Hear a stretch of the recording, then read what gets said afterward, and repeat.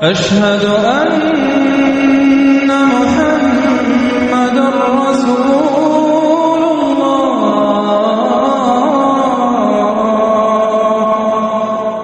ایک شخص کا کارنامہ، وہ یہودی فتنہ گر، وہ روح مزدق کا بروز، ہر تباہ ہونے کو ہے اس کے جنوں سے تار تار۔ اسی طرح وہ عبداللہ ابن سبا یہودی فتنہ گر۔ آج اہل تشیع میں سے بعض حضرات کہتے ہیں کہ یہ عبداللہ ابن سبا یہ تو افسانوی شخصیت ہے، اس کی حقیقت کوئی تھی ہی نہیں، حالانکہ ان کی اپنی کتاب میں رجال کشی کے اندر اس کا ذکر موجود ہے، اور یہ بھی موجود ہے کہ حضرت علی رضی اللہ تعالیٰ عنہ نے اپنے عہد خلافت میں اسے زندہ جلوایا ہے۔ اس کی وجہ کیا تھی؟ یہ آیا مدینے کے اندر اسلام کا لبادہ اوڑھ کر، اس نے چند عقیدوں کی اشاعت شروع کی۔ سب سے پہلے حضرت علی تو خدا ہیں، گاڈ انکارنیٹ، اوتار کا تصور، جیسے ہندوؤں میں ہے رام چندر جی خدا کا اوتار، اور عیسائیت میں بھی پہلے گاڈ انکارنیٹ کا تصور تھا کہ حضرت مسیح خدا کا اوتار، انکارنیشن آف گاڈ۔ تو اس نے کہا کہ حضرت علی تو خدا کا اوتار ہے، خدا ہے۔ نمبر دو، اس نے کہا کہ ہر نبی کا ایک وصی ہوتا ہے جس کے حق میں وہ وصیت کرتا ہے، تو حضور صلی اللہ علیہ وسلم کی وصی حضرت علی ہے، لہذا خلیفہ تو اول روز سے حضرت علی ہے، حضرت ابو بکر، حضرت عمر، حضرت عثمان یہ تو غاصب ہے، اور حضرت عثمان کی خلافت تھی اس وقت تو خاص طور پر۔ پھر اس نے جو قبائلی عصبیت تھی اسے بھڑکایا۔ پرانی جو عصبیت چل رہی تھی قریش کے اندر، وہ دو گھرانے ایک دوسرے کے بندے مقابل تھے۔ دیکھیے، ایک ہوتا ہے قبیلہ، ایک ہوتا ہے گھرانہ۔ ہمارے پنجاب میں ایک قبیلہ ہے وٹو قبیلہ، اس کے گھرانے بہت سے، مانے کے، لالے کے، سجے کے، شامت کے، یعنی کوئی لالا تھا ان میں سے بڑا، ان کے بیٹے ہو گئے لالے کے، ان کی اولاد، خاندان یہ کہلاتے ہیں۔ قبیلہ ہے یہ وٹو قبیلہ، تو قبیلہ تھا قریش، اس میں گھرانے بہت تھے، بنو ہاشم، بنو امیہ، بنو تیم، بنو عدی، یہ بہت سے گھرانے تھے۔ تو چوٹی کے دو گھرانے جو تھے وہ بنو ہاشم اور بنو امیہ، ان کے درمیان چپقلش تھی، مقابلہ، مسابقت، اور یہ مسابقت فی الخیر بھی ہوتی تھی۔ اگر انہوں نے غریبوں کو کھانے کھلائے ہیں تو ہم ان سے بڑھ کر کھلائیں گے، اگر وہ حاجیوں کی خدمت کرتے ہیں تو ہم ان سے بڑھ کر کریں گے۔ تو ان کے اندر یہ مسابقت الخیر بھی تھی، لیکن چپقلش تھی کہ کوئی ہم سے آگے نہ نکل جائے، وہ سمجھتا تھا وہ آگے نہ نکل جائے۔ پر اس شخص نے اس پرانی عصبیت کو تازہ کیا کہ حضور تو بنو ہاشم میں سے تھے، لہذا خلافت حق ہے بنو ہاشم، یہ غاصب ہے۔ اس سے پہلے دو خلفاء جو تھے وہ نہ بنو ہاشم سے تھے نہ بنو امیہ سے تھے۔ حضرت ابو بکر بنو تیم میں سے تھے، چھوٹا قبیلہ تھا۔ حضرت عمر بنی عدی میں سے تھے، وہ بھی چھوٹا قبیلہ تھا۔ یہ حضرت عثمان پہلے خلیفہ جو بنو امیہ میں سے تھے، جن کی پرانی چپقلش بنو ہاشم سے تھی۔ اب اس کو موقع مل گیا کہ پرانی قبائلی عصبیت کو بھڑکائے۔ یہ ہے اصل میں اس فتنے کا پس منظر عبداللہ ابن سبا نے جو آ کر پھیلایا ہے، اور اس کی تفصیل میں اس وقت میں نہیں جا سکتا، کیسے یہ فتنہ پروان چڑھا، کیا انہوں نے اسٹریٹجی اختیار کی، کہ یہ کیا کرتے تھے، گروہ بنا کر بھیجتے تھے لوگوں کو، کوفے میں جاؤ تو وہاں پر دمشق کے گورنر کے خلاف اور مصر کے گورنر کے خلاف الزامات لگاؤ، اس نے یہ کیا، وہ غبن کر گیا، وہ یہ کر گیا، وہ خیانت کر رہا ہے، وہ رشتہ داروں کو پال رہا ہے، اور عثمان کے خلاف بھی تقریریں کرو رضی اللہ تعالیٰ عنہ۔ دمشق میں جاؤ تو کوفے کے گورنر کے خلاف، کیونکہ دمشق کے گورنر کے خلاف بات کرو گے تو لوگوں کو معلوم ہوگا کہ یہ جھوٹ بول رہے ہیں، لیکن یہ کہ وہاں تو تم بات کرو کوفے کے گورنر کے خلاف اور مصر کے گورنر کے خلاف اور حضرت عثمان کے خلاف۔ مصر میں جاؤ تو بات کرو کوفے کے اور شام کے گورنر کے خلاف اور حضرت عثمان کے خلاف۔ یہ انہوں نے ایسا اٹھایا، اور اس زمانے میں آپ کو معلوم ہے ذرائع رسل و رسائل تھے نہیں، نہ اس فتنے کی پتہ چل سکا جب تک کہ وہ فتنہ جو ہے پوری طرح برگ و بار لا کر تراور درخت نہیں بن گیا۔ اس کے نتیجے میں حضرت عثمان رضی اللہ تعالیٰ عنہ شہید ہوئے، اور خلیفہ پھر حضرت علی رضی اللہ تعالیٰ عنہ کو انہی سوائیوں نے، جنہوں نے گھیراؤ کیا تھا، جنہوں نے حضرت عثمان کو شہید کیا ہے، یہی حضرت علی رضی اللہ تعالیٰ عنہ کے ارد گرد ہوئے۔ اور حضرت علی رضی اللہ تعالیٰ عنہ بھی نہیں چاہتے تھے خلافت کی بیعت لینا، لیکن آخر کیا کرتے؟ کیا وہ امت کو بغیر خلیفہ کے چھوڑ دیتے؟ حضرت زبیر سے کہا گیا، انہوں نے نہیں مانا، رد کر دی بات۔ حضرت طلحہ سے کہا گیا، انہوں نے نہیں مانا، حضرت علی سے کہا گیا۔ اب عشرہ مبشرہ میں سے یہی تو تھے نا، لہذا انہوں نے تسلیم کر لیا، خلافت ہو گئی۔ لیکن اس کے بعد جو خانہ جنگی ہوئی ہے، اس خانہ جنگی کے نتیجے میں نوٹ کر لیجئے کہ 1,00,000 کے قریب مسلمان ایک دوسرے کی تلواروں اور نیزوں اور برچھیوں اور تیروں سے ختم ہلاک۔ یہ ہماری تاریخ کا تاریخ ترین باب ہے۔ 5 سال، 4.5 سال حضرت علی کی خلافت کے اور 6 مہینے حضرت حسن کی خلافت رضی اللہ تعالیٰ عنہ۔ اس سے کیا ہوا کہ ایک طرف تو اسلام کی جو توسیع ہو رہی تھی، تھمتا نہ تھا کسی سے سیل رواں ہمارا، وہ سیلاب رک گیا، انٹرنل سیبوٹاج ہو گئی نا، اب تو اندر ہی آپس ہی میں اگر دستوں گریبان ہو گئے تو باہر اب کیا توسیع کرتے، وہ توسیع کا عمل رک گیا۔ اور یوں سمجھیے کہ جیسے ٹرک اگر کبھی چل رہا ہو، بھرا ہوا ہو، لوڈڈ، اور وہ چڑھائی چڑھ رہا ہو، تو اگر کہیں موشن ٹوٹ جائے، ٹرک کو رکنا پڑے، تو ڈرائیور کے جان پر بن جاتی، اس لیے کہ اس کو دوبارہ سٹارٹ کرنا، اور جبکہ وہ چڑھائی پر ہے، انکلائن پر ہے، آسان کام نہیں، خطرہ ہوتا ہے وہ پیچھے جو ہے وہ نہ جائے۔ اور پہاڑی علاقوں میں آپ کو معلوم ہے ذرا پیچھے چلے جانے کا مطلب جو ہے بہت خطرناک جو ہے نتیجہ نکل سکتا ہے۔ بہرحال حضرت علی رضی اللہ تعالیٰ عنہ نے اپنے خلافت میں ایک کام یہ کیا، اب اس کی کیا مصلحتیں تھیں یہ تو انہی کے علم میں ہوگا، ہم قیاس کر سکتے ہیں، میں اس میں نہیں جانا چاہتا۔ ابھی تک خلافت کا مرکز تھا مدینہ منورہ، حضرت ابوبکر، حضرت عمر، حضرت عثمان، وہیں جہاں حضور صلی اللہ علیہ وسلم رہے تھے اور جہاں پر کہ حضور مدفون تھے۔ لیکن حضرت علی نے اپنا مرکز جو ہے وہ کوفہ۔ اچھا، اس کی ایک ظاہری وجہ یہ سمجھ میں آتی ہے کہ اسلام کا جو پھیلاؤ ہو گیا تھا، وہ سلطنت اتنی وسیع ہو گئی تھی کہ مدینہ منورہ بہت جنوب میں اور بڑے صحرا کو عبور کر کے جانا ہوتا تھا۔ کوفہ جبکہ ایسی مقام پر تھا کہ جہاں سے مشرقی راستہ جا رہا ہے ایران کو، عراق کے اندر تو ہے وہ شہر کوفہ، اور پھر ایران اور خراسان اور ہندوستان کو راستہ جا رہا ہے، وہیں سے شمال کی طرف جا رہا ہے، شام کی طرف اور ترکی کی طرف، اور وہاں سے پھر یہ کہ مغربی افریقہ کو بھی کنٹرول کرنا، جو شمالی افریقہ کو بھی آسان تھا۔ بہرحال حضرت علی نے کوفہ کو اپنا مرکز بنایا، اور نتیجہ یہ ہوا کہ سبائیوں کا بھی مرکز وہی بن گیا، چونکہ انہوں نے اپنے آپ کو گردا گرد رکھا حضرت علی کے رضی اللہ تعالی۔ اب ظاہر بات ہے کسی پرٹیکولر پرسن کے خلاف تو کوئی مقدمہ موجود تھا نہیں، بلکہ جب جنگ جمل ہو رہی تھی، ابھی جنگ نہیں ہوئی تھی، حضرت عائشہ، حضرت طلحہ، حضرت زبیر وہ لے کر آئے تھے لشکر اس مطالبے کے لیے کہ حضرت عثمان کے قاتلوں کو سزا دی جائے، قصاص لیا جائے۔ حضرت علی رضی اللہ تعالیٰ عنہ سے گفت و شنید ہو رہی تھی، حضرت علی جو ہے اس پر آمادہ ہو گئے کہ ٹھیک ہے، میں جو بھی قاتلین عثمان ہیں ان کو گرفتار کر کے سزا دوں گا۔ این اسی وقت کوفے کی مسجد کے اندر جو ہے 10,000 کا مجمع کھڑا ہو گیا، ہم سب قاتل عثمان ہیں، لو ہم سے بدلہ کاس لو۔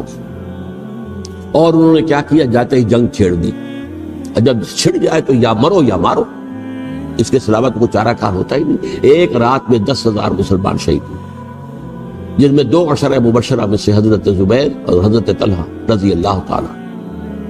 تو یہ صورت تھی، سبائیوں نے گھیراؤ کیا حضرت علی کا رضی اللہ تعالی۔ حضرت معاویہ دعوے دار نہیں تھے خلافت کے، قطعاً نہیں، ان کا صرف ایک دعویٰ تھا، اور وہ یہ تھا کہ عثمان کے قاتلوں کو گرفتار کرو، یا خود سزا دو یا ہمارے حوالے کرو، ہم اس سے قصاص لیں گے۔ اس لیے کہ قبیلہ بنو امیہ کا تھا، اور حضرت امیر معاویہ بنو امیہ میں سے، تو ایک خاندانی طور پر جو ہے ہم قصاص لیں گے ان سے جنہوں نے قتل کیا ہے حضرت عثمان۔ لیکن یہاں ظاہر بات ہے کہ حضرت علی رضی اللہ تعالیٰ عنہ کی طرف سے مطالبہ یہ ہوتا تھا، تم پہلے میری بیعت کرو، میرے ہاتھ مضبوط کرو تاکہ میں ان کے خلاف کوئی اقدام کر سکوں۔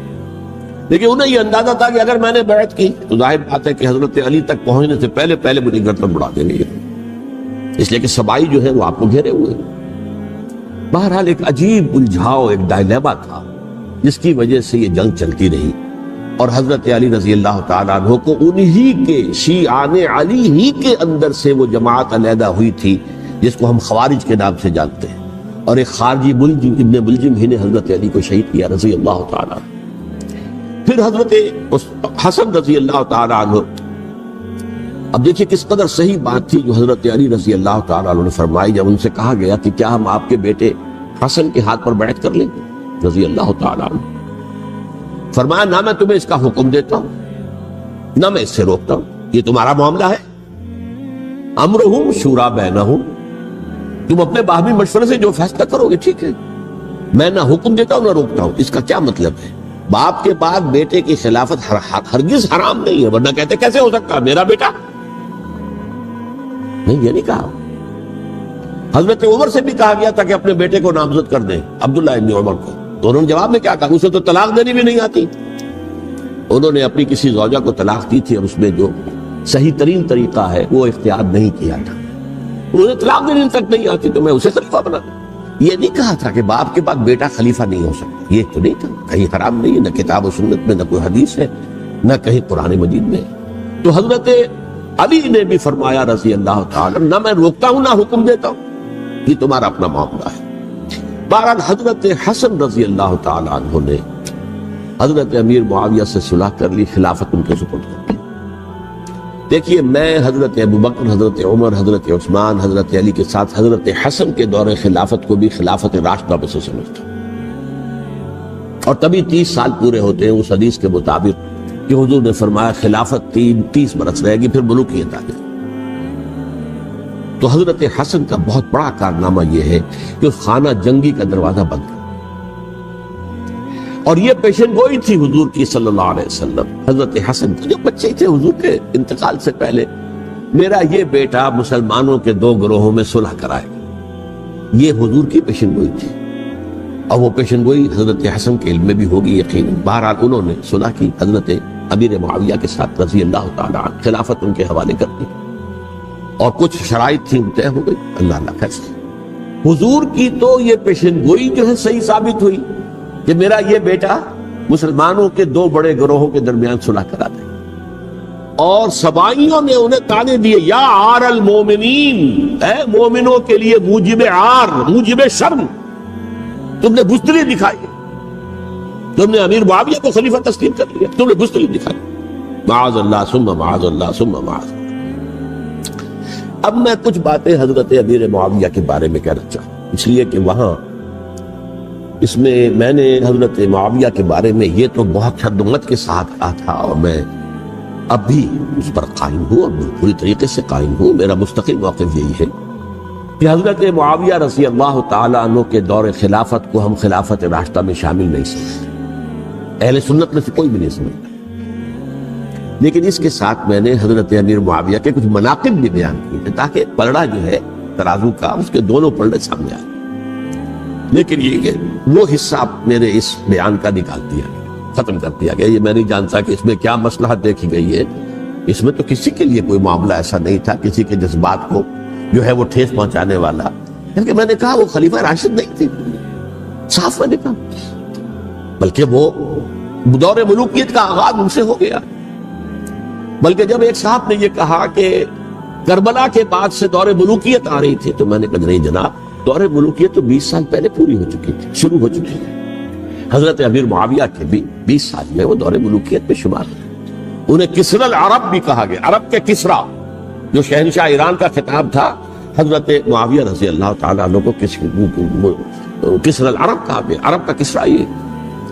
لیکن دوسری طرف یہ ہے کہ وہ صحابی رسول تھے رضی اللہ تعالیٰ، حضور کے برادر نسبتی بھی ہیں، حضور کے سالے ہیں، ان کی ہمشیرہ ام حبیبہ حضور کی زوجہ محترمہ ہے، ام المومنین ہے، ام حبیبہ رضی اللہ تعالیٰ۔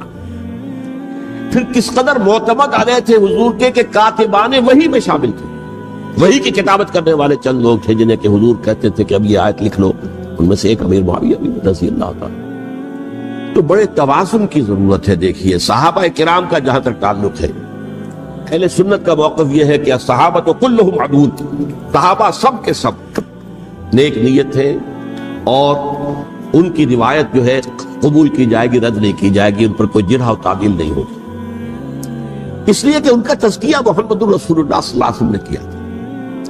لہذا یہ تو ہو سکتا ہے کہ کسی صحابی سے کوئی خطا ہوگی، لیکن وہ خطا اجتہادی ہوگی، نیت کی خطا تھی، نیت کی غلطی نہیں۔ اگر کسی صحابی کی نیت پر حملہ کیا جائے تو یہ اصل میں طعن ہے، حملہ ہے حضور پر کہ وہ تربیت دے نہیں سکے اپنے ساتھیوں کو، معاذ اللہ ثم معاذ اللہ ثم معاذ اللہ، وہ تزکیہ کر ہی نہیں سکے۔ 3 جگہ جو قرآن میں آیا ہے یتلو علیہم آیاتہ و یزکیہم، تو کیا تزکیہ کیا؟ اگر ان کے قریب ترین ساتھی جو تھے، اگر ان کے اندر بھی بدنیتی تھی اور دنیا کی طلب تھی اور دنیا کے اندر اقتدار حاصل کرنے کا جذبہ تھا، تو پھر کیا تزکیہ کیا؟ معاذ ثم معاذ۔ لہذا صحابہ سب کے سب عدول ہیں اور ان سے اختلاف ممکن ہے، لیکن ان کی نیت پر حملہ نہیں ہو سکتا۔ تو حضرت امیر معاویہ کی شخصیت ایک چیز ہے، آپ کا دور خلافت دوسری چیز ہے۔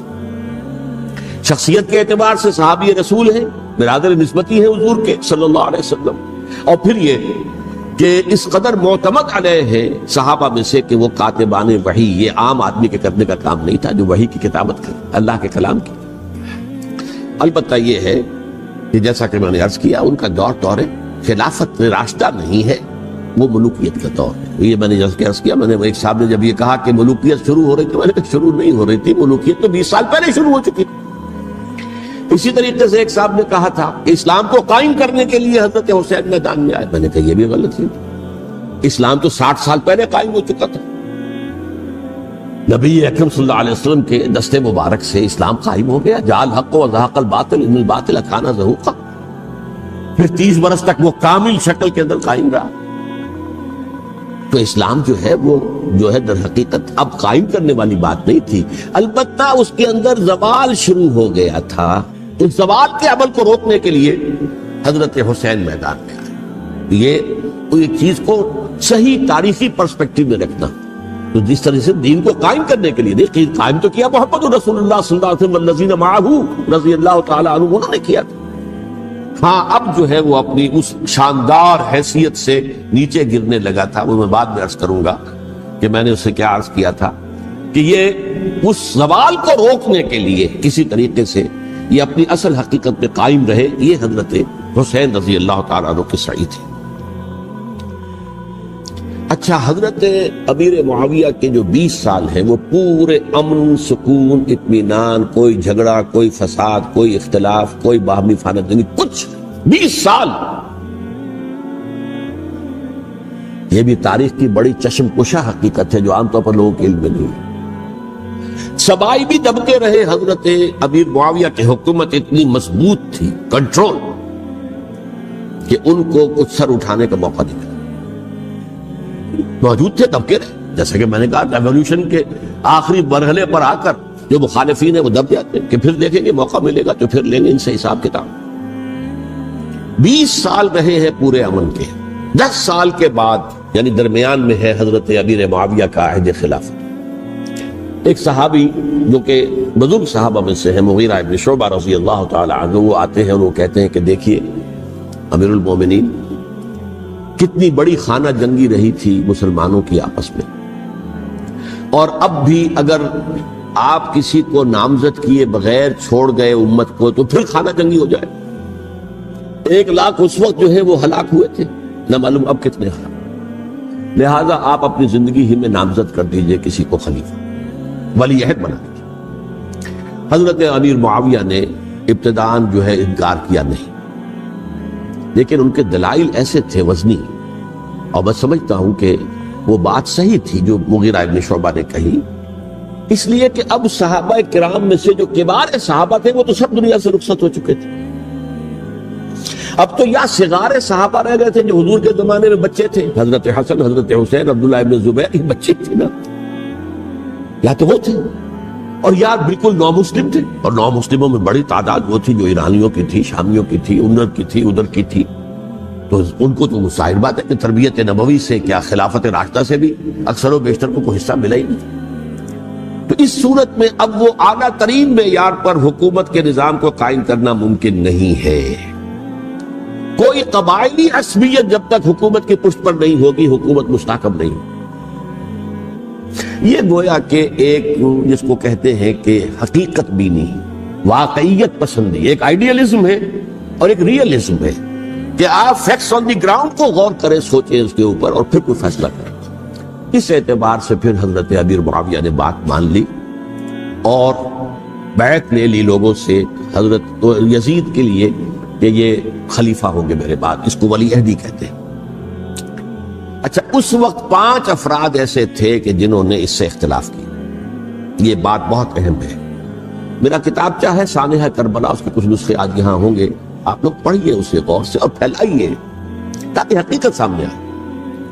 5 افراد کون تھے جو ہونے چاہیے؟ ابو بکر فوت ہو گئے، ان کے بیٹے عبد الرحمن ابن ابی بکر. عمر فوت ہو گئے، ان کے بیٹے عبداللہ ابن عمر. عباس فوت ہو گئے، ان کے بیٹے عبداللہ ابن عباس. زبیر فوت ہو گئے، ان کے بیٹے عبداللہ ابن زبیر. اور حضرت حسن جو ہے ان کا انتقال ہو چکا تھا، حضرت علی کے بیٹے حضرت حسین رضی اللہ تعالی عنہ مجمعین. حضرت حسن کے بارے میں ایک فریق کا کہنا یہ ہے کہ انہیں زہر دے کر ہلاک کیا، اہل تشیع کا قول یہ، جبکہ اہل سنت کہتے ہیں کہ نہیں، وہ اپنی جو بھی طبی موت تھی اس سے ان کی وفات. لیکن میں اس میں نہیں جانا چاہتا، اس لیے کہ یہ مائکرو ہسٹری جو ہے نا، وہ تو ایک ایک واقعے کے لیے ادھر کی روایات کیا، ادھر کی کیا ہیں، ان کے پاس کیا دلائل، یہ تو کسی ریسرچ اسکالر کا موضوع ہے، میرا موضوع نہیں. لیکن بہرحال یہ 5 حضرات تھے جنہوں نے ولی عہدی کی بیعت نہیں کی. لیکن حضرت معاویہ اتنے حلیم الطبع انسان تھے، انہوں نے جبر نہیں کیا، کوئی تشدد نہیں کیا. ٹھیک ہے، ولی عہدی کی بیعت نہیں کر رہے، کوئی بات نہیں، میری بیعت تو کی ہوئی ہے نا، ابھی تو میں زندہ ہوں، بات ختم ہو گئی. میری بیعت کو تو نہیں توڑا انہوں نے، فسخ بیعت نہیں کی. اس اعتبار سے انہوں نے نہ کوئی تشدد کیا، نہ جبر کیا، نہ کوئی مواخذہ کیا. لیکن جب امیر معاویہ کا انتقال ہو گیا، اب ولی عہدی کی بجائے وہ اب خلافت کی بیعت، سب لوگوں نے بیعت کر لی. ان 5 میں سے ایک فوت ہو چکے تھے، حضرت عبد الرحمن ابن ابی بکر فوت ہو چکے رضی اللہ. 4 تھے، ان 4 میں ایک اختلاف ہے. 2 کی رائے یہ تھی، عبداللہ ابن عمر، عبداللہ ابن عباس، کہ اگرچہ یہ کام غلط ہوا ہے، اسلام کی روح کے منافی ہوا ہے، یہ بادشاہت کی بنیاد پڑ رہی ہے، لیکن یہ بات ایسی نہیں ہے کہ اس کی بنا پر ہم خانہ جنگی شروع کروا دیں، امت کے خون خرابہ کروائیں، فساد کروائیں. لہذا انہوں نے بیعت کر لی. اب کوئی اگر یہ کہے معاذ اللہ کہ وہ بک گئے تھے یزید کے ہاتھ میں، معاذ اللہ ثم معاذ اللہ، وہی بات آپ اختلاف کر سکتے ہیں کہ انہیں نہیں کرنی چاہیے تھی، یہ کوئی رائے رکھے، مجھے اختلاف نہیں. لیکن ان کی نیت پر حملہ کریں گے تو حملہ محمد رسول اللہ پر ہوگا صلی اللہ علیہ وسلم. عبداللہ ابن عمر کون ہے؟ کتنی حدیثیں ان سے جو ہے وہ منقول ہیں. عبداللہ ابن عباس کون ہے؟ جنہیں حضور نے جو ہے جن کے لیے دعا کی تھی، اے اللہ فقہہ فی الدین وعلمہ التاویل، اے اللہ اس نوجوان کو دین کا فہم عطا کر اور قرآن کی تعویل اور تفسیر کا علم عطا کر. حبر الامہ کہلاتے ہیں. وہ کہیں پیسوں اور ٹکروں کے عوض بک جانے والے نہیں تھے، انہوں نے امت کی مصلحت دیکھی. نیت جو ہے اس پر حملہ نہ کیجئے، البتہ اختلاف کا حق آپ کو حاصل. 2 حضرات جو ہے ڈٹے رہے کہ نہیں، ہمیں کم وقت میں رجسٹ کرنا ہے. عبداللہ ابن زبیر عمر کے اعتبار سے وہ بڑے ہیں. مسلمانوں میں سب سے پہلے ولادت مدینے میں جا کر جو ہوئی ہے وہ عبداللہ ابن زبیر کی ہوئی ہے. ہجرت کر کے جب مہاجرین وہاں پہنچے، کچھ عرصے تک کسی کے ہاں کوئی اولاد نہیں ہوئی، تو لوگوں نے تانے دینے شروع کر دیے کہ معلوم ہوتا ہے کہ یہاں آ کر یہ مکے کے رہنے والے جو ہے کمزور ہو گئے ہیں، ان کی اولاد ہی نہیں ہو رہی. تو جب عبداللہ ابن زبیر کی ولادت ہوئی ہے، یہ حضرت ابو بکر کے نواسے ہیں. حضور کی زوجہ محترمہ حضرت عائشہ کی بہن حضرت دیکھیے ابھی نام نکل گیا ہے جی، حضرت اسماء رضی اللہ تعالی عنہا ادہما، یہ ان کے ساتھ لاتے ہیں، حضرت زبیر کے بیٹے. ان کا فیصلہ ہوا کہ ہمیں رجسٹ کرنا ہے کم وقت میں، ایٹ اینی کاسٹ. حضرت حسین ابن علی رضی اللہ تعالیٰ عنہما کا بھی فیصلہ ہوا کہ ہمیں رجسٹ کرنا ہے کم وقت میں. البتہ ان میں بھی ایک اختلاف ہو گیا، یعنی یہ 2 تو جڑے رہے، ان 2 میں اختلاف. عبداللہ ابن زبیر کا کہنا یہ تھا کہ ہمیں حجاز میں رہنا چاہیے، یہ سرزمین ہے جس میں نبوت کی برکات سب سے زیادہ ہے، یہاں ہم مضبوط قلعے کے اندر ہیں، ہمیں یہاں سے جو ہے رجسٹ کرنا چاہیے اور ختم کرنا چاہیے اس نظام کے اندر جو خرابی آ گئی ہے. حضرت حسین رضی اللہ تعالیٰ عنہ کے پاس خطوط کا تانتا بنا ہوا تھا، کوفے سے لوگ خط لکھ رہے تھے، آئیے آئیے آئیے، ہم آپ کے ہاتھ پر بیعت کریں گے، ہم آپ کے ہاتھ پر بیعت کریں گے، ہم آپ کے ہاتھ پر بیعت کریں گے. یہی وہ کوفہ جو حضرت علی کا دارالخلافہ رہا تھا اور جو پھر سبائیت کا گڑھ بن گیا تھا. چنانچہ حضرت حسین نے حضرت مسلم بن عقیل کو بھیجا وہاں پر کہ میرے نمائندے کی حیثیت سے جا کر وہاں پر بیعت لو. 10-12 ہزار افراد نے بیعت کر لی. لیکن اس کے بعد یزید کی طرف سے گورنر بنا کے بھیجا گیا ابن زیاد کو. ابن زیاد نے آ کر جو تشدد کیا اور سختی کی تو سب کے سب بیعت توڑ کر اور سب منحرف ہو گئے. مخلصین تو وہ تھے نہیں. الکوفی لایوفی، کوفی جو ہے وہ تو کوئی وعدہ وفا کرنے والا ہوتا ہی نہیں. بیعت توڑ دی. فمن نقص فانما ينقص على نفسه. بیعت کے بعد بیعت توڑ دینا بہت بڑا گناہ. توڑ دی. ادھر اطلاع مل گئی حضرت حسین کو، چل چکے تھے، وہ راستے میں تھے کہ وہاں تو مسلم بن عقیل شہید ہو گئے اور سب لوگوں نے بیعت توڑ دی. اب واپس جانا چاہتے تھے لیکن مسلم بن عقیل کے بیٹے جو ہے اڑ گئے. یہ عرب کی اپنی ایک جو ہے پرانی ان کی حمیت اور ان کا قبائلی نظام کہ اب ہم اپنے والد کے خون کا قصاص لیے بغیر نہیں جائیں. حضرت حسین رضی اللہ تعالیٰ عنہ کی مروت اور شرافت، یہ میرا ساتھ دینے کے لیے آئے تھے، اب میں ان کا ساتھ نہ دوں تو یہ تو شرافت اور مروت کے خلاف ہے. کہا اچھا چلو چلتے. وہاں جا کر بھی عین اپنے میدان کے اندر بھی حضرت حسین رضی اللہ تعالیٰ عنہ نے 3 چیزیں پیش کی ان کوفیوں کے لشکر کے خلاف. سب سے بڑا لشکر کے اندر سب سے بڑے تو کوفی تھے جنہوں نے بیعتیں کی ہوئی تھی حضرت حسین کے ساتھ. دیکھو مجھے جانے دو واپس حجاز کی طرف، یا مجھے سرحدوں پر بھیج دو تاکہ میں کافروں کے ساتھ جنگ کرتے ہوئے اپنی جان دے دوں، یا مجھے یزید کے پاس جانے دو، میں اپنا معاملہ اس سے طے کر لوں. لیکن کوفیوں کو یہ گوارا نہیں تھا. اگر یہ یزید کے پاس پہنچ گئے تو ہمارا کچا چٹھا بیان کر دیں گے کہ مجھے تو ان لوگوں نے برگلا کر بلایا تھا. اس لیے کہ دیکھیے حضرت امیر معاویہ کے 20 سالوں کے دوران میں بتا چکا ہوں ان کی حکومت اتنی مستحکم تھی کہ اس کے خلاف کوئی فتنہ اٹھانا ممکن نہیں تھا. اب کیونکہ ایک چینج اوور ہوا تھا، اور چینج اوور میں آپ کو معلوم ہوتا ہے کہ ایک جس کو کہتے ہیں every thing is in the melting پاٹ، ابھی تو یہ درمیان کے اندر معاملہ ہے. تو انہیں موقع ملا، سر اٹھایا حضرت حسین رضی اللہ تعالیٰ عنہ کو، جو خطوط لکھے ہیں جس کے کہ تھیلے کے تھیلے اور بوریوں کی بوریاں بھری ہوئی حضرت حسین کے ساتھ تھی. وہ کہا کہ آئیے ہم آپ سے بیعت کریں. انہوں نے نہیں مانا. اور اصل میں حضرت حسین کے قاتل وہ کوفی میں، وہ بزدل، وہ منافق جنہوں نے بیعت کر کے بیعت توڑی. اور اب وہ آ گئے کہ اگر یہ حسین رضی اللہ تعالیٰ عنہ بچ کر کہیں یزید کے پاس پہنچ گئے تو پھر ہمارا کچا چٹھا جو ہے وہ سامنے آ جائے گا اور ہماری پھر شامت آ جائے گا.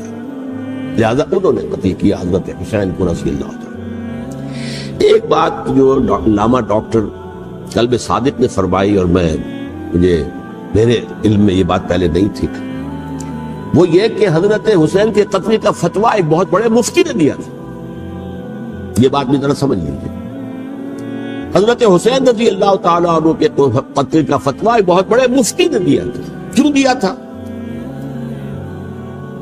اس لیے کہ حضور کی احادیث موجود ہیں کہ جب ایک شخص کی ایک خلیفہ کی بیعت ہو جائے تو دوسرا اگر کھڑا ہو تو اسے قتل کر دو. کھلی حدیث. اسی لیے ایک بہت بڑے مفسر بھی ہیں، فقیہ بھی ہیں، قاضی ابن العربی رحمۃ اللہ علیہ. ایک ابن عربی ہیں الف لام کے بغیر، ابن عربی، وہ بہت بڑے صوفی ہیں، فلسفی ہیں، اندلس کے ہیں. یہ قاضی ابن العربی ہیں جنہوں نے قرآن کی ایک تفسیر لکھی ہے اس اعتبار سے کہ صرف ان آیات کی تفسیر جن سے کہ فقہی احکام جو ہے ان کا استنباط ہوتا ہے. یہ 2 تفسیریں اس طور سے لکھی گئی ہیں قرآن مجید کی. احکام القرآن ان کا نام ہے دونوں کا. ان میں سے ایک جو ہے قاضی ابن العربی کی ہے. ان کا ایک جملہ نقل ہوتا ہے، قتل الحسین بسیف جدہ، حسین قتل ہو گئے اپنے ہی نانا کی تلوار سے. وہ تلوار کیا تھی؟ جب کسی کی بیعت ہو چکی ہو پھر کوئی کھڑا ہو مدعی خلافت. میرے نزدیک حضرت حسین مدعی خلافت نہیں تھے. یہ بات اس وقت سامنے لوگوں کے نہیں آئی، بلکہ حکومت نے یہ باور کرا دیا کہ یہ تو باغی ہے، یہ مدعی ہے خلافت کے. انہوں نے تو دعویٰ نہیں کیا خلافت، وہ تو صرف اس عمل کو روکنے کے لیے میدان میں آئے تھے. اور اس بات کو اچھی طرح سمجھ لیجئے کہ اس وقت تک یہ جو تصور آج ہمارے پاس ہے کہ ریاست علیحدہ ہے، حکومت علیحدہ ہے، state of Pakistan, we are loyal to the state of Pakistan. ہم ریاست پاکستان کے وفادار ہیں، گورنمنٹ آف پاکستان کے وفادار نہیں ہیں. We are not loyal to the government. Government تو کبھی بے نظیر کی تھی، ہم اس کے خلاف تحریک چلا رہے تھے، یا کبھی کسی اور کی تھی اس کے خلاف تحریک چل رہی ہے، یا کبھی ضیاء الحق کی تھی اس کے خلاف تحریک چل رہی ہے. گورنمنٹ کو بدلنا تو عوام کا حق ہے. آج اس وقت نہیں تھا، اس وقت ریاست اور حکومت کا کوئی فرق نہیں تھا. لہذا جو حکومت سے اختلاف کرے گویا کہ باغی ہے. یہ ہے اصل میں وہ پیچیدہ مسئلہ کہ کیوں کسی مفتی نے فتویٰ دے دیا. اس لیے کہ اس وقت تک ریاست اور حکومت کا فرق واضح نہیں تھا دنیا پر. یہ تو ابھی کوئی 100-150 سال کی بات ہے کہ آج ہمارا جو پولیٹیکل سائنس کا ایولیوشن ہوا ہے وہ اس اسٹیج تک پہنچ گیا ہے کہ اسٹیٹ علیحدہ ہے، حکومت علیحدہ ہے. حکومت تو اسٹیٹ کے 3 آرگنز میں سے ایک آرگن ہے. ایڈمنسٹریشن حکومت کی ہے، جوڈیشری ہے اور لیجسلیچر ہے. 3 آرگنز ہیں بڑے بڑے، ان میں سے ایک ہے. تو حکومت کو بدلنا تو عوام کا حق ہے، چاہے وہ ووٹ کے ذریعے بدلے چاہے ایجیٹیشن. اگر پرامن ایجیٹیشن ہے اس سے حکومت کو بدلنے کا حق حاصل ہے دستوری طور پر ہر اعتبار سے. اس وقت یہ نہیں تھا. لہذا صورتحال یہ بن گئی کہ حکومت وقت نے باور کرا دیا مسلمانوں کو. ورنہ سوچئے نواسۂ رسول کو قتل کرنا کوئی آسان کام تھا. آخر سب کلمہ گو تھے کہ نہیں تھے؟ کلمہ گو تو تھے نا، اور حضور سے عقیدت و محبت میں کمی. لیکن یہ کہ فتویٰ اگر ایک بہت بڑے مفتی کا، جو کہ حضرت علامہ ڈاکٹر قلب صادق صاحب نے فرمایا، مجھے اس مفتی کا نام بھی معلوم نہیں، کہ ایک مفتی ہی کا فتویٰ تھا وہ، جس کے بنا پر اب ان لوگوں نے حضرت حسین کو قتل کیا. اور یہی وجہ ہے کہ انہوں نے پھر خیموں کو بھی آگ لگا دی. وائی حالانکہ دیکھیے اگر دشمنی کا انتقام ہوتا تو حضرت علی بن حسین جو بیمار تھے، جو بعد میں زین العابدین رحمت اللہ علیہ کے نام سے پھر یہ اہل تشیع کے چوتھے امام معصوم ہیں، حضرت علی، حضرت حسن، حضرت حسین اور پھر حضرت علی بن حسین زین العابدین رحمت اللہ علیہ، کیا کو بھی قتل کر دیتے؟ حضرت حسین کی نسل ہی ختم ہو جاتی. لیکن نہیں کیا. آگ کیوں لگائی؟ آگ اس لیے لگائی کہ وہ جو ڈاکومنٹری پروف ہے ہماری غداری کا یزید کے خلاف حضرت حسین کو جو ہم نے دعوت دی، وہ جو ڈاکومنٹری پروف خطوط کی شکل میں موجود ہے وہ ختم ہو جائے، ڈسٹرائے ہو جائے. اس کے لیے انہوں نے خیموں میں آگ. بہرحال یہ ہے تاریخی پس منظر. یہ اسی سبائی فتنے کا تسلسل ہے جس نے سب سے پہلے حضرت عثمان کی جان لی رضی اللہ تعالیٰ. 5 سال تک مسلمانوں میں خانہ جنگی رکھی، حضرت علی کو پھر شہید کیا، اور اس کے بعد جو ہے 20 سال حضرت امیر معاویہ کے تو سر نہیں اٹھا سکے.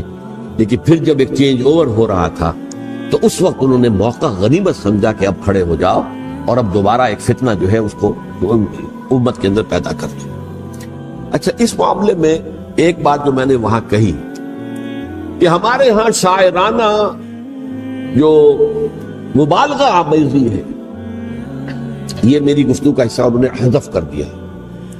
اور میں نے ایک سنی شاعر، بہت بڑے عالم، جن کے حوالے سے آج بھی میری تقریر ہوگی خالق دینا ہال میں، مولانا محمد علی جوہر کے ایک شعر کے حوالے سے کہا کہ قتل حسین اصل میں مرگ یزید ہے، اسلام زندہ ہوتا ہے ہر کربلا کے بعد.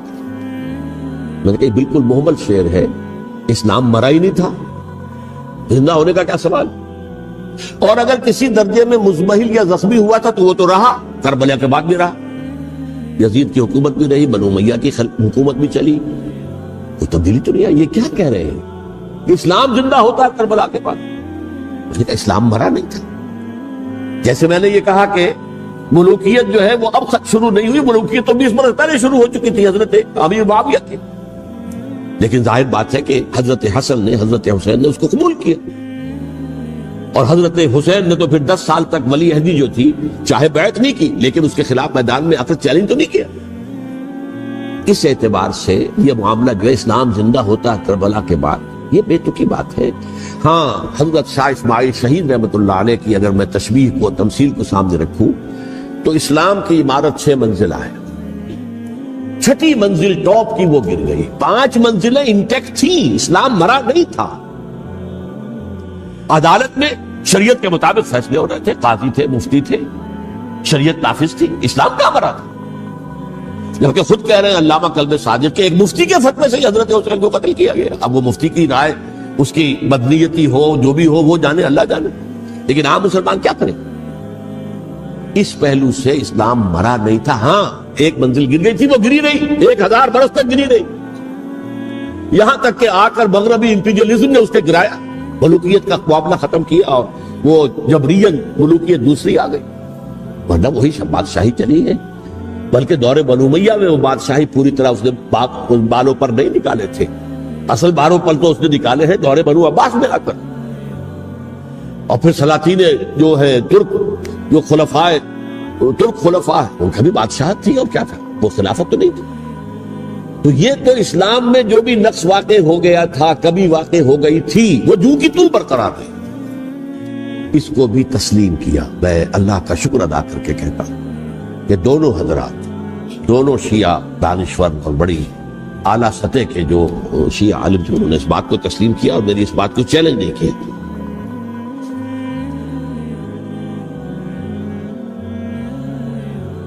اصل میں تیسری بات میں نے یہ کہی کہ دیکھیے حضرت حسین رضی اللہ تعالی عنہ کی اس شہادت کے بعد،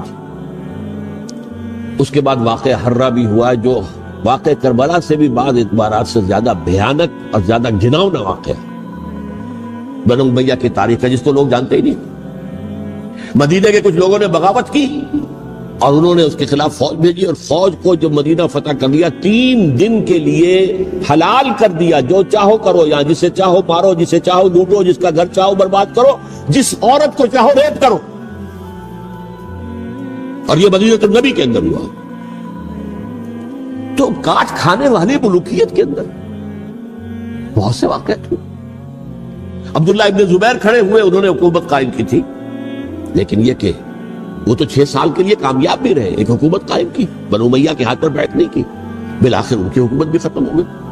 پھر حضرت زید کھڑے ہوئے، انہوں نے بغاوت کی، وہ بھی ناکام رہ گئے۔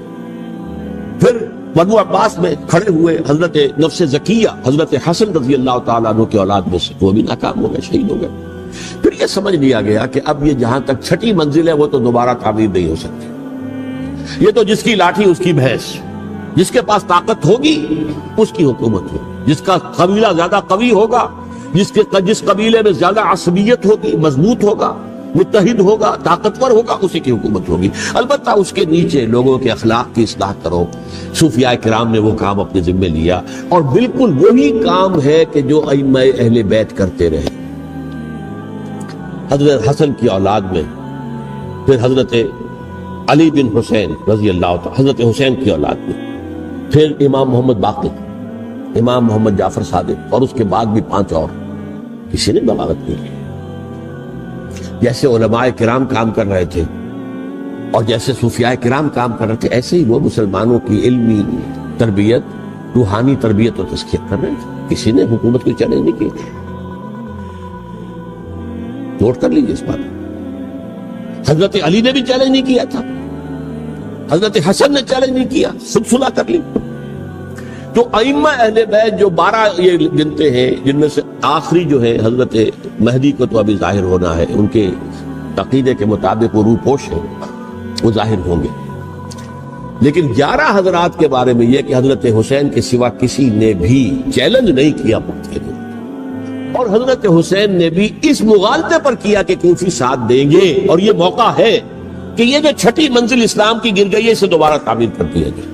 انہوں نے خلافت کا دعویٰ نہیں کیا تھا، یہ انہیں عوام کو مغالطے میں مبتلا کیا گیا کہ یہ خلافت کا مدعی ہو کر سامنے ہے۔ جیسا کہ میں نے آپ سے کہا تھا، امیر معاویہ نے حضرت علی کے عہد خلافت میں کبھی خلافت کا دعویٰ نہیں کیا، مدعی خلافت نہیں تھے وہ تو یہ کہتے تھے کہ قاتلان حسین جو ہے، قاتلان عثمان کو سزا دو، قصاص دو، بس۔ اسی طرح حضرت حسین نے بھی، اب دیکھیے اس ضمن میں اس میں کوئی شک نہیں ہے، حضرت حسین رضی اللہ تعالی عنہ کی جو شہادت ہوئی ہے، ان کے ساتھیوں کی، اعزاء و اقارب کی، تاریخ انسانی میں یہ عزم، ہمت، شجاعت، مثابرت، صبر، استقلال، استقامت، اس کی بہت روشن مثال، بہت روشن مثال ہے، بہت روشن مثال، لیکن اس سے تاریخ کی رفتار پر کوئی اثر نہیں۔ وہ جو ملوکیت آ گئی تھی وہ اور گہری سے گہری ہوتی چلی گئی. واقعہ کربلا کے بعد تو واقعہ ہررا ہوا میں نے گنوا دیا. اس سے زیادہ تو میرے خیال میں کہ اور ہمارے لیے لائق شرم جو ہے وہ واقعہ ہے ہی نہیں اس پہلو سے. لیکن حضرت حسین کا ایک اب ان کو یہ کہ میں مطلب یہ کہ اگر میں ان کے ہاتھ پر بیعت کر لیتا ہوں جو کہ اس وقت سامنے موجود تھے کہ یزید کی بیعت تمہارے ہاتھ پر کرتا ہوں تو گویا کہ اپنے آپ کو سرنڈر کر دیتے. وہی خطرہ جو امیر معاویہ کو تھا کہ مجھے وہ تو پہنچنے بھی نہیں دیں گے علی تک رضی اللہ تعالیٰ عنہ اور مجھے پہلے ہی شہید کر دیں گے. یہی خطرہ حسین کو تھا رضی اللہ تعالیٰ عنہ کہ مجھے یزید تک پہنچنے نہیں دیں گے پہلے قتل کر دیں. اور ویسے بھی یہ ایک شرافت مروت اور حمیت اور غیرت اور عزت نفس کا تقاضا بھی تھا کہ بھائی معاملہ ہے یزید کا میرا مجھے وہاں جانے دو اللہ اللہ کر سکتا. یو کین اسکورٹ می میرے دائیں بائیں چلو تاکہ میں کہیں اور بھاگ نہ جاؤں تمہارے خیال میں مجھے وہاں پہنچا دو میں وہاں پہ جا کے اسے معاملہ کر لوں. لیکن انہوں نے قتل کیا. اصل قاتلان کوفی وہی سبائی. البتہ یہ ہے کہ اس واقعے کی جو یادگار ہے اس میں کوئی شک نہیں ہے کہ اس نے مسلمانوں میں سے ایک گروہ کے دل میں قربانی اور شہادت کا جذبہ بہت پیدا کیا. اس میں کوئی شک نہیں. اور جس طریقے سے کہ عاشورہ محرم میں یاد منائی جاتی ہے جس طریقے سے اس نے اہل تشیع کے اندر قربانی کا جذبہ بے انتہا پیدا کر دیا. اگرچہ وہ جذبہ بروئے کار نہیں آتا اس لیے کہ ان کے ہاں یہ عقیدہ ہے یہ طے ہے کہ جب تک حضرت مہدی ظاہر نہیں ہوں گے ہم کسی کے خلاف بغاوت نہیں کریں. یہ پوری تاریخ میں ان کا معاملہ رہا. تمام جو ہے ائمہ اہل بیت کا معاملہ رہا. جب تک مہدی نہیں آتے keep sitting and keep waiting, wait and see, that's all. یہ تو خمینی صاحب نے کیا ہے آیت اللہ خمینی صاحب نے کہ انہوں نے یہ ایران کے شیعوں کو باور کرایا کہ بھائی جب آئیں گے حضرت مہدی آ جائیں گے لیکن ہم اب ہاتھ پر ہاتھ رکھے پر بیٹھے رہیں باطل کو چیلنج بھی نہ کریں. ہمیں کچھ تو کرنا چاہیے وہ ہاتھ پاؤں ہلانے چاہیے اور کچھ نہیں تو مہدی کا راستہ جو ہے صاف کرنا چاہیے تمہید کرنی چاہیے ان کے راستہ ہموار کیا جائے. تو یہ ان کی بڑی عظمت ہے آیت اللہ خمینی صاحب کی کہ اہل تشیع ایران کے جو ہے ان سے انہوں نے یہ بات منوا دی کہ ہم بالکل انرٹ نہیں بیٹھے رہیں گے بلکہ اب انہیں نائب امام قرار دے کر اور ولایت فقیہ کے فلسفے کے حوالے سے یہ دو چیزیں ان کی جو ہے بنیادی فلسفے کی ہیں وہ اس وقت میرا موضوع نہیں ہے. انہوں نے عوام کو ایسا کھڑا کیا ہے کہ 20,000 سے لے کر 30,000 کے درمیان انسانوں نے جانے دی. عورتوں کے جلوس نکلے چیرخوار بچہ گود میں ہے عورت کے اور گولی کھا رہی ہے اور مر رہی ہے گر رہی ہے. اب سوچئے زندگی کتنی عزیز ہوتی ہے اور چیرخوار بچے کے لیے ماں کی جو زندگی ہے اس ماں کو اپنی زندگی کتنی عزیز تر ہوگی کہ اپنے لیے نہیں تو اس بچے کے لیے مجھے جینا ہے. لیکن نہیں گولیاں کھائیں گری. یہ جذبہ انہی میں ہے. واقعہ یہ ہے کہ اہل سنت کے اندر یہ جذبہ نہ ہونے کے برابر. یہ میں واشگاف الفاظ کو کیا پورے عالم اسلام میں صرف شیعہ ایران ایسا نکلا ہے کہ جس نے بادشاہت کا خاتمہ کیا. باقی سعودی عرب میں بادشاہت بیٹھی ہوئی ہے ڈٹ کر اربوں ڈالر کا ایک محل بنتا ہے ان بادشاہوں کا اور سنی سن کوئی حرکت نہیں. وہ تو اب جو حرکت ہو رہی ہے وہ اینٹی امریکن حرکت ہے جو ہو رہی ہے. در حقیقت وہ مسئلہ بالکل دوسرا ہے جو اس وقت ہو رہا ہے. لیکن یہ کہ عالم اسلام میں کوئی تحریک ایسے نہیں اٹھی. یہ اہل تشیع میں ہے جو بالکل استثنائی بات ہے کہ انہوں نے جو ہے ایسا بادشاہ جس کو کہا جاتا تھا کہ اس کا جو اسلحہ خانہ ہے وہ ایشیا میں سب سے بڑا اسلحہ خانہ ہے جو 2500 سالہ پرانی جو ایک عظمت تھی ایران کی اس کو دوبارہ تازہ اور زندہ کرنا چاہتا تھا. 2500 سالہ برسی اس نے منائی تھی. اس کے لیے ایک شہر آباد کیا تھا کہ خسرو یا سائرس یا ذوالقرنین قرآن مجید کی اصطلاح میں اس کی یادگار بنائی تھی. اور وہ سوچ رہا تھا کہ وہی عظمت دوبارہ ایران کی ہوگی جو کہ خسرو کے زمانے میں تھی جس کا قرآن مجید میں سورہ کہف کے اندر ذکر ہے. مشرقی فتوحات مغربی فتوحات شمالی فتوحات. تو وہ بادشاہ ہے اس کو بھاگنا پڑا قربانی کی وجہ سے. تو یہ جو ہے واقعہ کربلا نے اس میں کوئی شک نہیں ہے کہ ایک ایسی مشعل روشن کی ہے جس کو کہ ہر شخص کو دیکھنا چاہیے. یہ بھی انسان جیسے کہ اقبال نے ایک شعر کہا تھا غالب کے لیے فکر انسان پر تیری ہستی سے یہ روشن ہوا ہے پرے مرغ تخیل کی رسائی تاک ہو جا. تو تو فکر انسان پر حضرت حسین کی قربانی سے یہ واضح ہوا ہے کہ انسان کس حد تک جا سکتا ہے قربانی دینے کے لیے اپنے کسی مقصد کے لیے۔ مقصد ان کا جو تھا، میں نے اسی لیے آیت پڑھی تھی، معاذ اللہ ثم معاذ اللہ۔ میں ایک آخری بات جو کہہ رہا ہوں وہ نوٹ کر لیجئے، ایک خاص انتہائی نقطہ نظر کے عام کیے جانے کی وجہ سے سنیوں میں بھی ایک انتہائی رد عمل پیدا ہوا، ایکسٹریم رائٹسٹ سنی سے۔ اگر ایک طرف سے حملہ کیا گیا ہے حضرت عثمان کی نیت پر، ان کو خیانت کا الزام لگایا گیا، ان پر اقربا پروری کا الزام لگایا گیا، حضرت ابو موسیٰ اشعری پر خیانت اور غداری کا الزام لگایا گیا، یہ ساری چیزیں اگر صحابہ کرام کے اوپر ہوئی، امیر معاویہ پر، امیر اور عمرو بن العاص پر، تو جواب میں کچھ لوگ کھڑے ہو گئے، حضرت علی وہ اقتدار کے طالب تھے، معاذ اللہ ثم معاذ اللہ ثم معاذ۔ یہ اہل سنت کا موقف نہیں ہے۔ حضرت حسین اقتدار کے طالب تھے، ہرگز نہیں، ہرگز نہیں، ہرگز۔ وہی اصول جو میں نے بتایا تھا سب کے لیے لاگو رہے گا، وہ امیر معاویہ کے لیے ہے تو حضرت علی کے لیے بھی، حضرت حسین کے لیے بھی ہے۔ کہ نیک نیت ہے، آپ ان کی کسی رائے سے اختلاف کر سکتے ہیں لیکن ان کی نیت پر حملہ نہیں کریں گے۔ نیت پر حملہ کریں گے آپ کا ایمان بالرسالت جو ہے وہ مجروح ہو جائے گا۔ یہ رسول کے ساتھ، رسول نے ان کا تزکیہ کیا، یتلو علیہم آیاتہ ویزکیہم، اس کا سارا عمل محمد کا کیا ہوا صلی اللہ علیہ وسلم۔ تو صحابی کے معاملے میں یہ ہمارے ہاں ان کو اہل سنت جو ہے، جو معتدل مزاج کے، اکثریت ان کی، یہ تو چند لوگ ہیں، ذرا قلم چلا لیتے ہیں تو ان کی بہت سی کچھ چھوٹی چھوٹی کتابیں بھی شائع ہو گئی ہیں بہت، لیکن انہیں اہل سنت نے قرار دیا ناسبی یا خارجی۔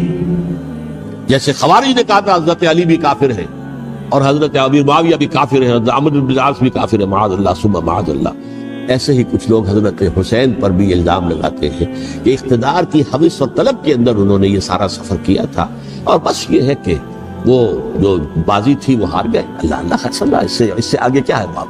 نہیں، معاذ اللہ ثم معاذ۔ اسی لیے میں نے آیت آج جو پڑھی تھی ایک اور جو بہت بظاہر آپ کو معلوم ہوئی ہوگی، غیر متعلق ہے میرے آج کے عنوان سے، تلک الدار الآخرۃ نجعلھا للذین لا یریدون علوا فی الارض ولا فسادا۔ یہ سورہ قصص کے آخری آیات میں سے، دیکھو یہ آخرت کا گھر جو ہے وہ ہم خاص کر دیں گے ان لوگوں کے لیے جو اس زمین میں اپنے اقتدار کے طالب نہیں ہوتے۔ زمین میں اقتدار کے طالب ہوگے فساد ہو جائے، تم بھی طالب میں بھی طالب، جھگڑا ہوگا، لڑائی ہوگی، دنگا ہوگا، فساد ہوگا۔ تلک الدار الآخرۃ نجعلھا للذین لا یریدون علوا فی الارض ولا فسادا۔ جو لوگ زمین میں اپنے اقتدار کے طالب اور اس کے نتیجے میں فساد پیدا کرنے والے نہیں ہیں، ان کے لیے ہم نے آخرت کا گھر خاص کیا۔ والعاقبۃ للمتقین، اور عاقبت جو ہے، انجام کار، آخرت جو ہے وہ تو متقیوں کے لیے ہے۔ اسی میں آئیں گے سب صحابہ کرام، خواہ وہ حضرت علی ہے رضی اللہ تعالیٰ عنہ، اور خواہ وہ حضرت امیر معاویہ ہیں، حضرت عثمان ہیں رضی اللہ تعالیٰ عنہ، خواہ حضرت حسن ہیں، حضرت حسین ہیں رضی اللہ تعالیٰ عنہ، خواہ عبداللہ ابن زبیر ہیں، خواہ عبداللہ ابن عباس ہیں، خواہ عبداللہ ابن عمر رضی اللہ تعالیٰ عنہ اجمعین۔